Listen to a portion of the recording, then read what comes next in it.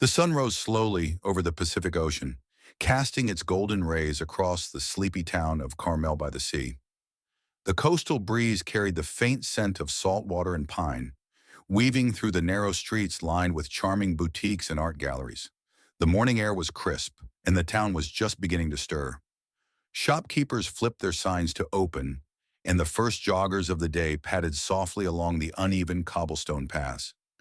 Nestled on a quiet street corner was Seaside Brews, a cozy cafe with large bay windows that framed a perfect view of the ocean. Inside, the atmosphere was a blend of warmth and tranquility.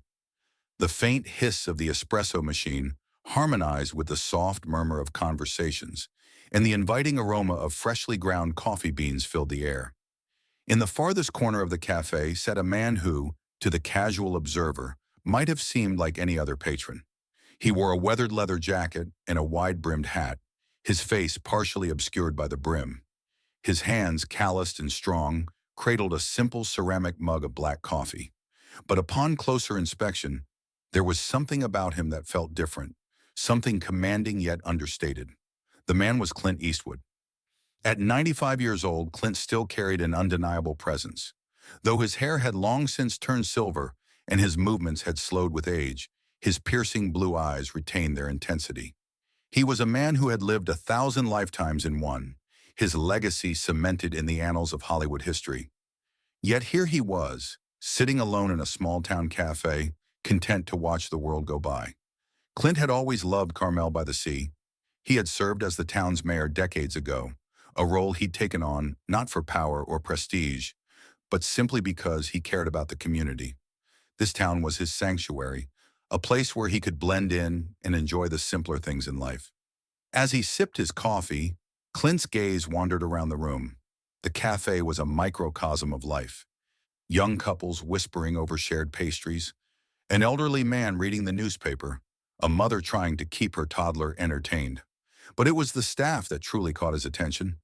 Behind the counter was Emily, a young barista with a bright smile and a determined spirit. She moved with purpose, her hands deftly preparing lattes and cappuccinos while juggling orders from the line of customers. Clint watched as she balanced a tray of drinks with one hand and wiped down the counter with the other, her pace never faltering. But it wasn't long before trouble arrived in the form of a sharply dressed man seated near the center of the cafe. His voice cut through the ambient noise like a knife. "Excuse me, is anyone even working here?" he barked, slamming his hand on the table.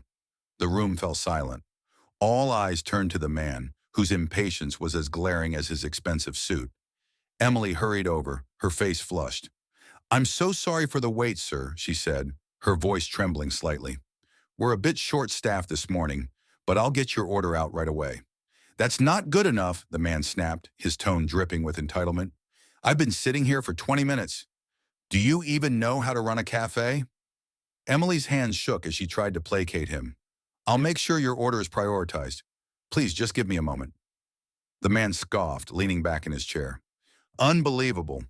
This is why small towns will never compete with real cities. No professionalism."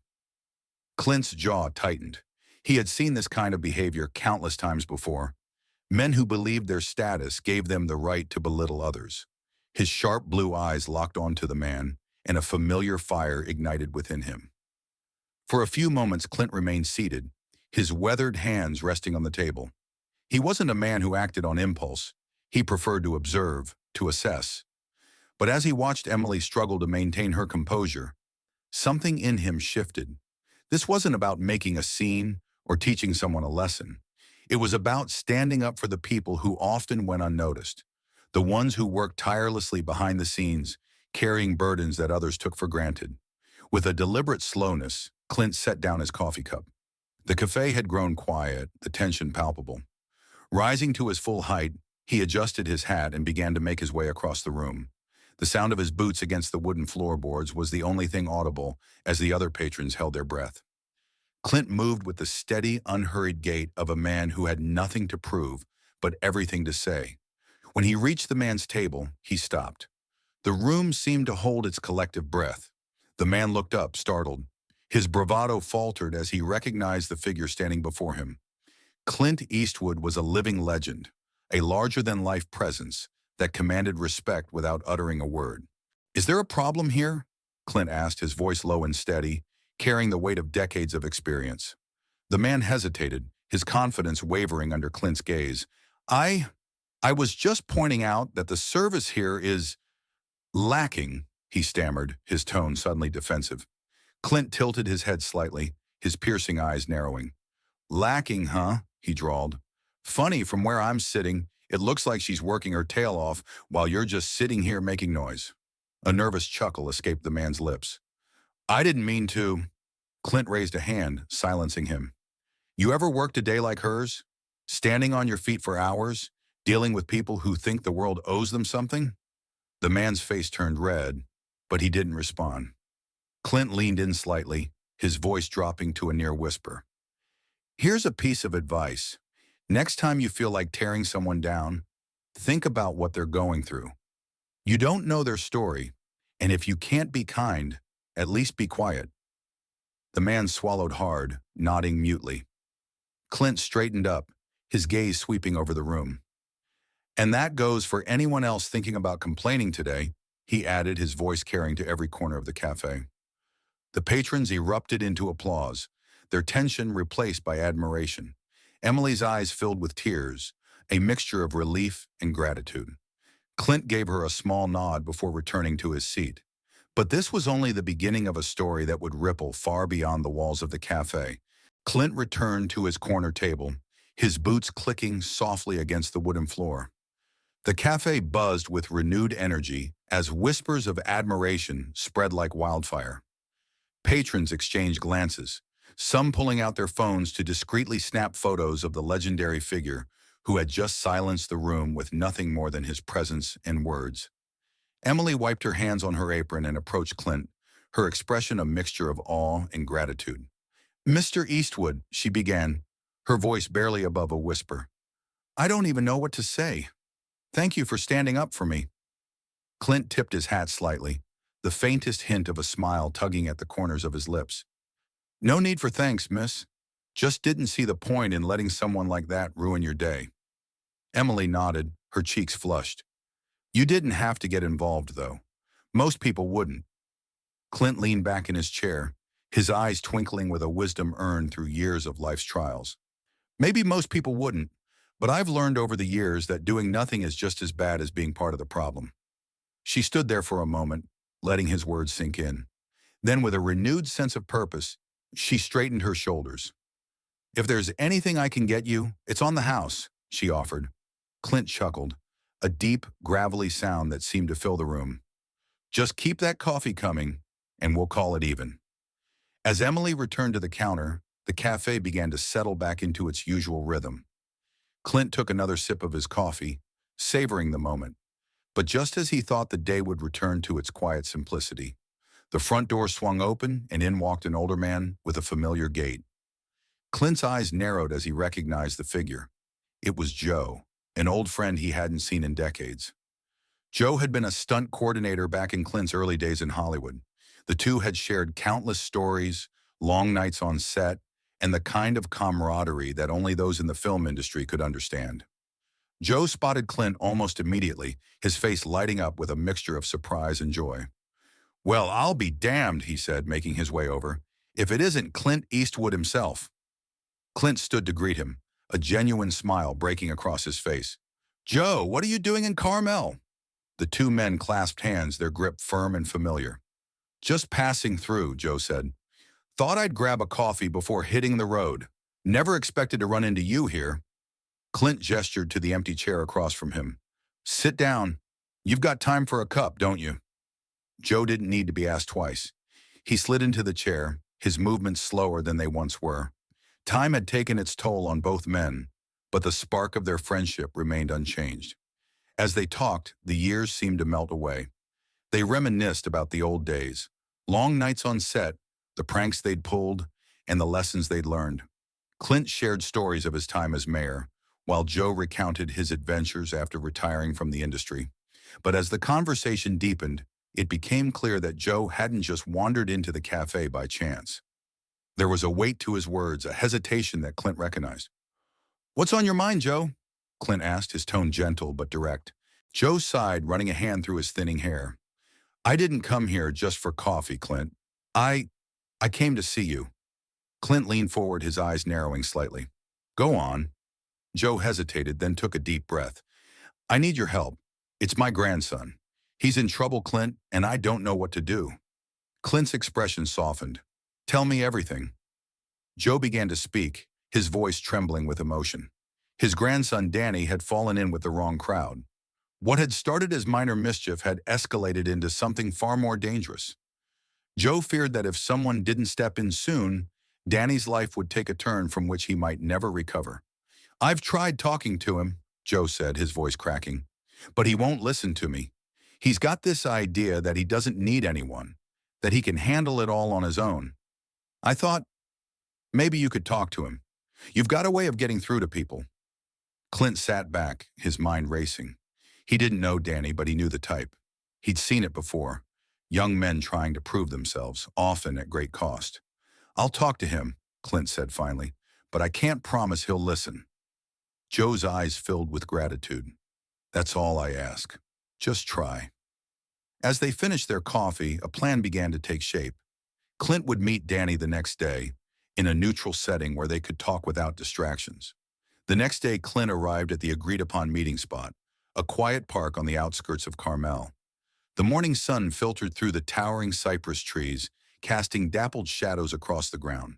The air carried a crispness that hinted at the coming winter, but Clint hardly noticed. His mind was focused on what lay ahead.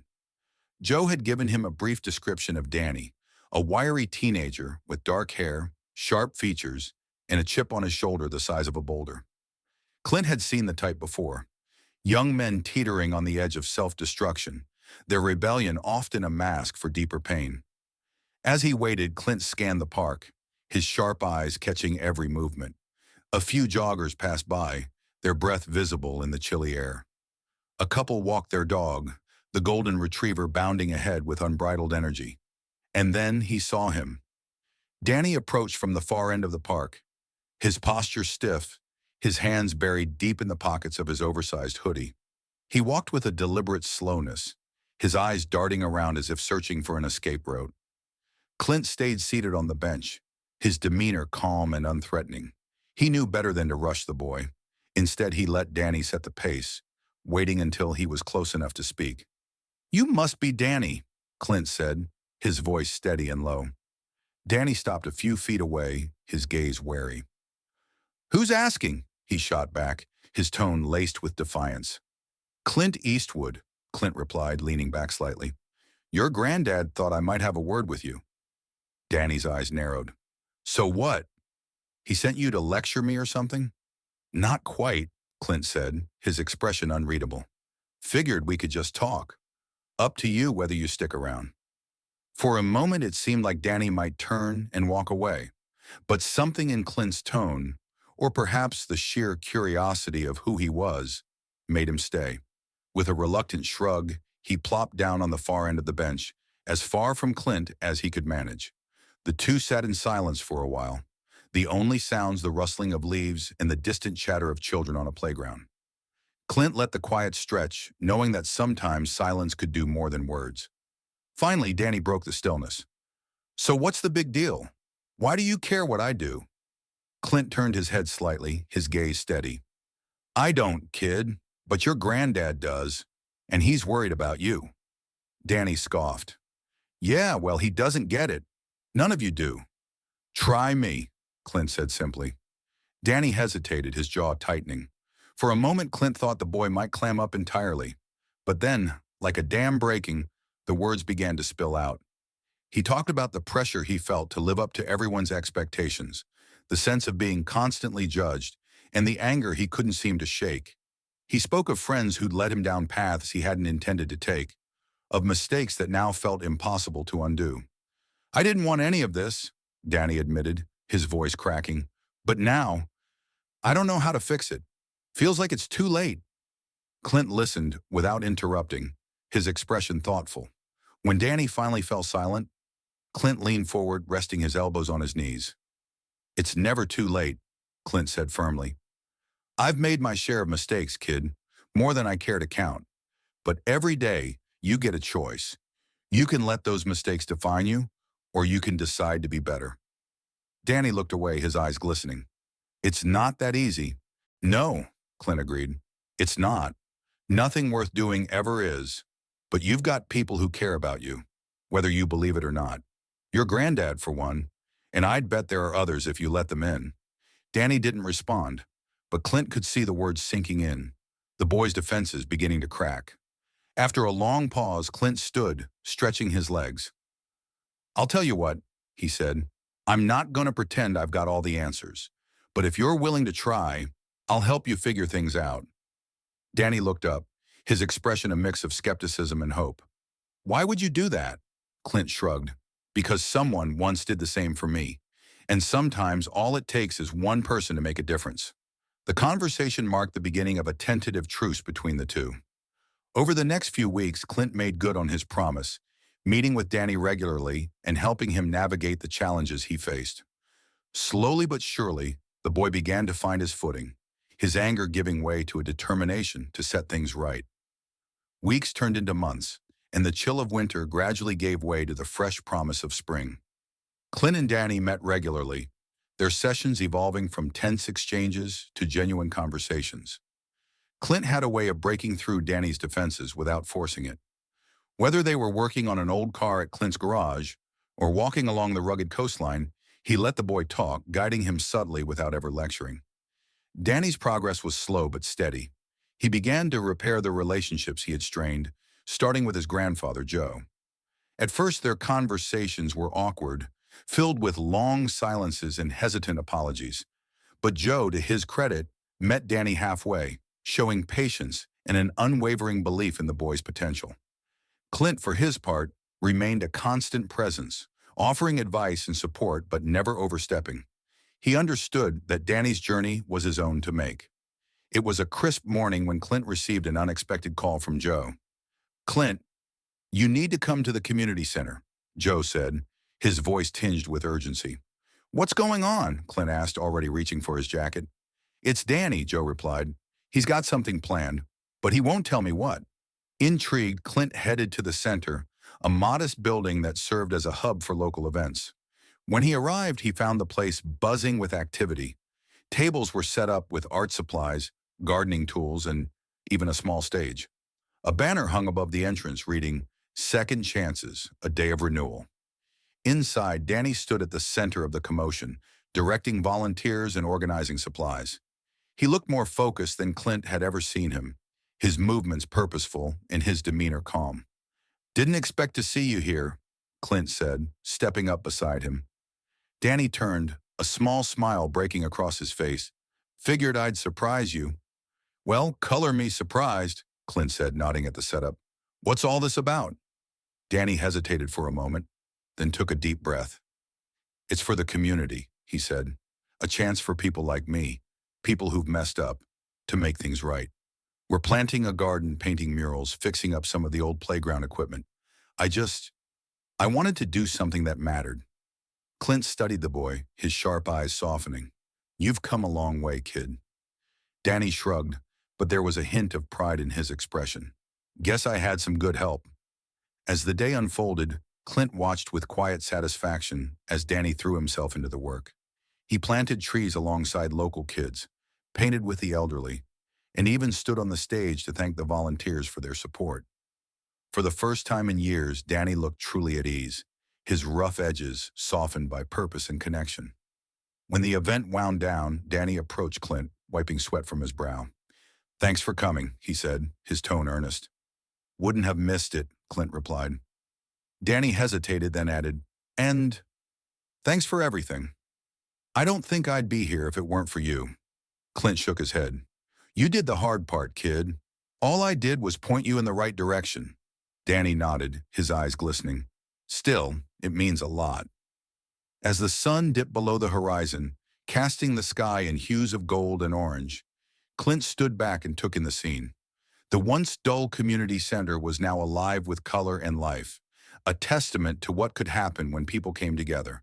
And at the heart of it all was Danny, a boy who had found his way back from the brink and discovered not only his potential, but also his place in the world.